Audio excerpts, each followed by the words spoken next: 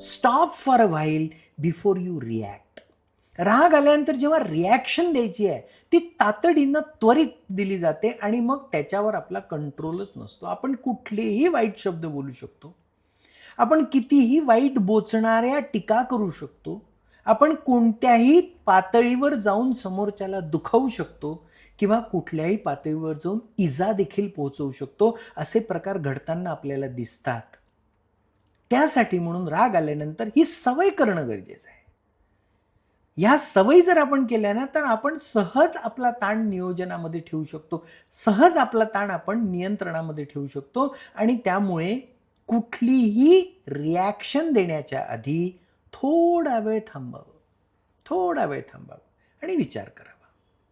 जरा वेळ थांबल्यानं शास्त्रीय पद्धतीनं देखील असं सिद्ध झालेलं आहे की एखाद वेळेस राग आल्यानंतर त्वरित दिलेली रिॲक्शन जर 100% वाईट असेल आणि रिॲक्शन देण्याच्या आधी जर तुम्ही फक्त 2 मिनिटं थांबले असाल तर दिल्या जाणारी रिॲक्शन ही 50% कमी सिव्हिअर असते. म्हणजे 50% ती कमी घातक असते. जर आपण विचार न करता रिॲक्शन दिली तर 100% घातक असू शकते. त्यामुळे 2 मिनिटं फक्त थांबायचं रिॲक्ट करण्याआधी. 2 मिनिटं. ते थांबलं की आपल्याला आपल्या रागाचं मॅनेजमेंट करता येऊ शकतं. Get your body moving. कायम व्यस्त ठेवणं स्वतःला, बिझी ठेवणं, क्रिएटिव्ह गोष्टींमध्ये स्वतःला व्यस्त ठेवणं आणि त्यामुळे कारण इंग्लिशमध्ये परत एक छान कोट आहे, एम्प्टी माइंड डेव्हिल्स वर्कशॉप. रिकामं डोकं असलं ना की ते सैतानाचा कारखाना असतो.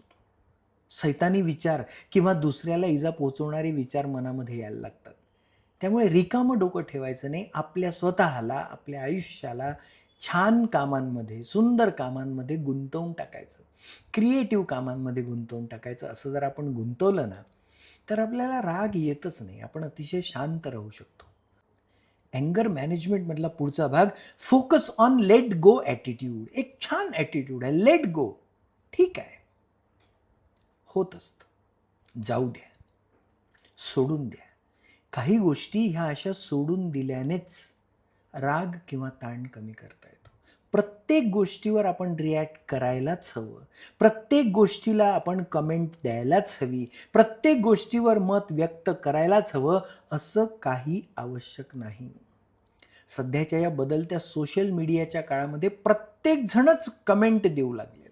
प्रत्येकाला एक एक्सप्रेशनचं माध्यम मिळालेलं आहे, एक एक्सप्रेशनचं मीडियम प्रत्येकाला मिळालेलं आहे. परंतु त्याला हेल्दी स्वरूपामध्ये घेणं मात्र आपण शिकत नाही आणि म्हणून मग आपल्याला व्हॉट्सॲप किंवा फेसबुकवरच्या कमेंट्स ज्या एकमेकांबद्दल केल्या जातात त्याच्यामधून उद्भवलेले भांडणं झाले आणि त्यामधून काहीतरी वाईट घटना घडली अशा पद्धतीच्या बातम्या वर्तमानपत्रामध्ये वाचायला मिळतं. म्हणजे फेसबुकवरचं भांडण हे शेवटी रस्त्यापर्यंत पोहोचलं आणि मग एका माणसाने दुसऱ्या माणसाचा जीव घेतला अशा पद्धतीची बातमी आपल्याला वाचायला मिळते. हा किती मूर्खपणा आहे. आपण याचा विचार करण्याची गरज आहे आणि म्हणून ॲटिट्यूड काय हवं, लेट गो. प्रत्येक गोष्ट आपापल्या पद्धतीनं बरोबर किंवा चूक होत असते आणि त्यामुळे त्याच्यामध्ये प्रत्येक वेळी इंटरव्हीन करण्याची गरज नसते, प्रत्येक वेळी जबाबदारी घेऊन विनाकारण ताण घेण्याची गरज नसते. लेट गो ॲटिट्यूड देखील फार उपयोगाचा असतो. त्यामुळे तो देखील प्रॅक्टिसनं करता येतो. प्रॅक्टिसनी तो निर्माण करता येतो ॲटिट्यूड आणि तो करण्याचा प्रयत्न करावा. Practice neglecting things. दुर्लक्ष करणे अतिशय छान आणि सोपा मार्ग. अनेक गोष्टींकडे आपल्याला दुर्लक्ष करता येतं. अशा अनेक गोष्टी असतात की ज्याच्यामध्ये बोलण्याचीही गरज नसते, आपली कमेंट देण्याची तर त्याहून गरज नसते आणि इंटरव्हीन होऊन ताण निर्माण करण्याची तर अजिबातच गरज नसते. पण अकारण प्रत्येक गोष्टीमध्ये कमेंट देऊन आपण स्वतःला अडचणीच्या स्थितीमध्ये नेऊन ठेवतो आणि मग त्याचे ताण निर्माण झाल्यानंतर मग त्याचे परिणाम आपल्या मनावर आणि शरीरावर आपण ते ओझे उचलत राहतो. त्याच्यापेक्षा गोष्टी निग्लेक्ट करणे. आधीच्या एका एपिसोडमध्ये आपण हे पाहिलं आहे की एखादी गोष्ट मला बदलताच येत नाही अशी जर सिच्युएशन असेल, एखाद्या गोष्टीवर मला काही करताच येत नाही अशी जर सिच्युएशन असेल तर उगाच ती गोष्ट बदलवण्याची धडपड करून माझा ताण वाढवण्याची आवश्यकता नसते. यामध्ये एक फार छान मुद्दा महत्त्वाचा असा असतो की उगाच न मागितलेले सल्ले देऊ नये. फार सवय असते आपल्याला अकारण लागलेली की आपल्याला न मागितलेले सल्ले देणे. आपल्याला सल्ला मागितलेला नाही तरी आपण द्यायचा. प्रत्येक व्यक्तीचं व्यक्तिमत्व हे वेगवेगळ्या प्रकारच्या इम्पॅक्टनी घडत असतं आणि हे इम्पॅक्ट बालपणापासून तर त्याच्या आयुष्याच्या प्रत्येक टप्प्यावर येणाऱ्या इम्पॅक्ट्समुळे होतं. त्यामुळे ते व्यक्तिमत्व आपल्याला पाहिजे तसं समोरच्यानं बदलावं ही आपली फार मोठी चूक असते. आपल्याला हवं तसं समोरच्यानं वागावं ही अपेक्षा चूक असते. कारण त्याचं स्वतःचं एक व्यक्तिमत्व आहे, त्याचा स्वतःचा एक विचार आहे, त्याचे स्वतःच्या आयुष्याबद्दलचे काही आराखडे आहेत आणि त्याच्यानुसार तो जगतो आहे. त्यामुळे त्याला सजेस्ट केल्यानंतर जर ती गोष्ट बदलत नसेल तर निग्लेक्ट हाच उत्तम मार्ग राहतो. निग्लेक्ट करणे, आपल्याला निग्लेक्ट करता आलं पाहिजे. प्रत्येक गोष्टीवर उत्तर देऊन, प्रत्येक गोष्टीमध्ये सहभागी होऊन आपला ताण वाढवत जर असं आपण तर तो रागामध्ये परावर्तित होतो आणि मग तो राग अनियंत्रित होतो.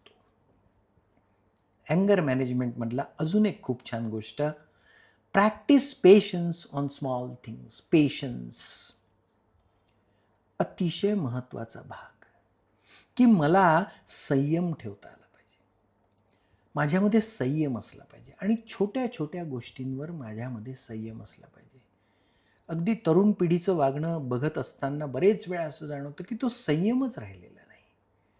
तो संयम नसल्यामुळे पॅनिक अटॅक येणारे कित्येक तरुण तरुणी मला भेटतात, माझ्याकडे येतात. तो संयम नाही आहे आणि तो संयम हा शिकण्याची गोष्ट आहे. फक्त तरुणांचं नाही तर मध्यवयीन तरुण तरुणी आणि अक्षरशः ज्येष्ठ नागरिक देखील बरेच वेळा संयम गमावताना दिसतात. प्रचंड मोठं आयुष्य जगल्यानंतर आणि फार मोठा अनुभव घेतल्यानंतर देखील कधी कधी तो संयम पाळता येत नाही. संयम ही प्रॅक्टिसनं जमणारी गोष्ट आहे, पेशन्स, आणि तो देखील छोट्या छोट्या गोष्टीवर. गोष्ट मोठी असेल, फार जास्त परिणाम करणारी असेल तर त्यावेळी एखाद वेळेस आपत्कालीन स्थितीमध्ये, अपवादात्मक स्थितीमध्ये आपण संयम गमावला तर ते समजलं जाऊ शकतं. पण अगदी छोट्या छोट्या गोष्टीवर संयम गमावणे, जेवायला बसल्यानंतर त्या जेवणामध्ये जी भाजी केलेली आहे त्याच्यामध्ये जर मीठ नसेल तर स्वयंपाक बनवणाऱ्या माऊलीला शिवीगाळ करणारे आजोबा मी पाहिलेले आहेत. मीठ घालणं ती माऊली विसरली. स्वयंपाकाच्या गडबडीमध्ये ते होऊ शकतं. त्याच्यावरचा उपाय इतका सोपा असतो की थोडंसं मीठ मागणे, भाजीमध्ये घालून घेणे आणि तिला सांगणे की माऊली भाजीत आज मीठ विसरली आहेस, टाकून दे. इतकं साधेपणानं एखादी गोष्ट आपल्याला आनंदानं स्वीकारता येऊ शकते. पण तसं न करता, तो संयम न ठेवता एकदम रिॲक्ट करणे आणि आपल्या रागाचं प्रदर्शन घडवणे आणि मग मी रागीट आहे असा एक गर्व निर्माण करून घेणे, जी खरंच मुळात चूक गोष्ट आहे, अतिशय चुकीची बाब आहे, हे आपल्याला समजलं पाहिजे. आणि त्यासाठी म्हणून अँगर मॅनेजमेंटचे हे एवढे सगळे टप्पे आहेत की ज्याच्या आधारे आपल्याला आपला राग नियंत्रित करता आला पाहिजे. या कोर्समध्ये आपण अँगर मॅनेजमेंटसाठी स्वतंत्र वेळ यासाठी घेतला की ताण निर्माण होण्याचं एक अतिशय महत्त्वाचं साधन म्हणजे राग आहे आणि तो देखील अनियंत्रित राग. कधी कधी या अनियंत्रित रागामुळे कायमस्वरूपी आयुष्यभर बोच राहील अशा पद्धतीचे प्रसंग देखील घडताना आपल्याला दिसतात. आणि त्याचं मूळ काय तर अनियंत्रित राग, किंवा राग येत असेल, रागीट स्वभाव असेल तर त्या स्वभावाचं गुणगान आणि कोडकौतुक न करता आपण त्याला अँगर मॅनेजमेंटच्या या टप्प्यांवर नेऊन आपल्या स्वतःचं मन शांत करणे हा प्रत्यक्षात महत्त्वाचा भाग असतो, जो आपल्याला शिकण्याची आवश्यकता आहे. असं जर आपण केलं तर आपला तो रागीट भाग जो आहे, जो चित्रामध्ये आपल्याला दिसतोय, तो असा आनंदामध्ये परावर्तित होतो आणि आपलं व्यक्तिमत्व छान होतं. हे सगळं कशासाठी करायचं आहे?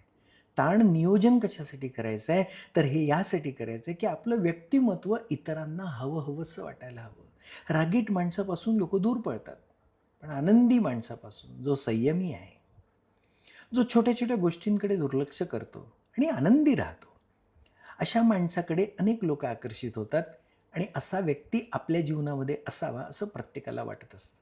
आणि म्हणून या फ्रेंडली टिप्समध्ये एक पुढची टीप आहे, ती म्हणजे take charge of your life. आपल्या जीवनाचा चार्ज आपण स्वतः घेतला पाहिजे. जे बदल करायचे ते बदल घडवले पाहिजे. हे बदल घडू शकतात. अशानं काय होईल, कशानं काय होईल असे प्रश्न उपस्थित न करता या कोर्समध्ये आपल्याला ताण नियोजनासाठी जे काही सांगितलं जाते ते बदल स्वीकारून आणि ते करता येतील हा विश्वास मनामध्ये बाळगून आपल्या जीवनाचा चार्ज आपण घेतला पाहिजे. Act appropriately, don't simply react to stressful situation. ताणयुक्त स्थिती असेल तर त्या ठिकाणी सारासार विचार करून वागलं पाहिजे. फक्त ॲक्शन नाही घ्यायला हवी, फक्त ॲक्ट नको करायला. तर सारासार विचार ही मुळात माणसाच्या जीवनाची सगळ्यात महत्त्वाची दोरी आहे की ज्याच्या आधारे आपण प्रत्येक अडचणीच्या सिच्युएशनमध्ये शांत राहून अतिशय मनापासून आणि थंड डोक्यानं विचार करू शकतो आणि चांगला मार्ग आपल्यासाठी आणि आपल्या सभोवतालच्या लोकांसाठी काढू शकतो. शेवटी अनेक आयुष्य आपल्यावर अवलंबून असतात, हे लक्षात घ्यायला हवं. आपण एकटे नसतो, आपण सामाजिक प्राणी आहोत आणि त्यामुळे समाजामधले अनेक लोक आपल्यावर अवलंबून असतात. आपलं योगदान असतं समाजाच्या उत्थानामध्ये आणि समाजाच्या विकासामध्ये. त्यामुळे ते नीट करण्यासाठी म्हणून आपण हे स्वतःला शिकवायला हवं. Find balance in all that you do. आणि त्यासाठी म्हणून हा बॅलन्स मेंटेन करण्याची गरज आहे. हे कठीण काम आहे, पण हे प्रयत्नपूर्वक करता येतं आणि ज्याला ते जमलं ना तो आपल्या आयुष्यात ताणापासून दूर राहू शकतो, ताणाला स्वतःच्या आयुष्यापासून दूर ठेवू शकतो आणि एक अत्यंत आनंदी आणि प्रसन्न व्यक्तिमत्व त्याचं स्वतःचं तो घडवू शकतो. ही क्षमता आपल्यामध्ये आहे आणि हे कोणाला नको आहे. आपण ताणमुक्तीसाठी आणि ताण नियंत्रणासाठी, ताण व्यवस्थापनासाठी हा कोर्स घेतला. कशासाठी? हा कोर्स आपण कशासाठी करतोय? ते करण्याचं कारणच हे आहे की आपलं व्यक्तिमत्व असं असावं की जे सगळ्यांना हवंसं वाटावं. एक फार छान ओळ मी आपणाला सांगतो की आपलं व्यक्तिमत्व असं असावं की आपल्याकडे बघितल्यानंतर समोरच्याच्या गालावर खळी उमटावी, कपाळावर नाही. कारण कपाळावर उमटणाऱ्या खळीला आठी असं म्हणतात. असं व्यक्तिमत्वच नको आपलं की आपल्याला बघून या व्यक्तीसोबत बोलायला नको असे भाव समोरच्याच्या मनामध्ये निर्माण व्हावे. तर आपलं व्यक्तिमत्व छान, ताणमुक्त आणि सगळ्या गोष्टी छान, चांगल्या मनानं, चांगल्या विचारानं आणि सारासार विचार करून स्वीकारणारं असं व्यक्तिमत्व असावं, जेणेकरून आपल्याला आपला लोकसंग्रह वाढवता येईल. आपल्याजवळ चांगल्या मनाचे आणि चांगल्या स्वभावाचे लोक गोळा होतील आणि आपण देखील त्यांच्या आयुष्यामध्ये एक महत्त्वाचं स्थान प्राप्त करू. अशा पद्धतीचं हेल्दी लिव्हिंग करणं अतिशय गरजेचं आहे. या सगळ्या टिप्स आपण बघितल्या आणि आता आपण या कोर्सच्या शेवटाकडे जातो आहोत. आजच्या या एपिसोडमध्ये आज थांबूयात आणि शेवटच्या एपिसोडमध्ये आपण या सगळ्या कोर्समध्ये ज्या गोष्टी शिकल्या त्या सगळ्याचा सारासार विचार करून, त्याचा सारांश बघून अंतिमतः आपलं आयुष्य आनंदी बनवण्यासाठी कटिबद्ध होऊयात. आजचा एपिसोड या ठिकाणी थांबवतोय. धन्यवाद.